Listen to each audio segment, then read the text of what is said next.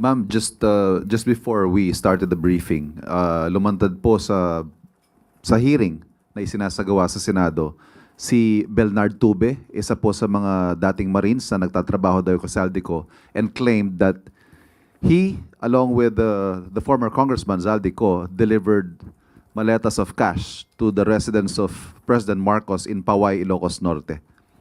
Ano ho masasabi niyo rito? Anong ebidensya?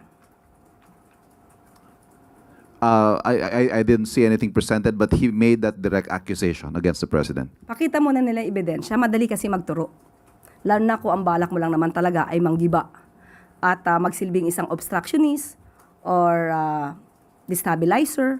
So, dapat patunayan nila, bigyan nila tayo ng dokumento at hindi yung salita lamang.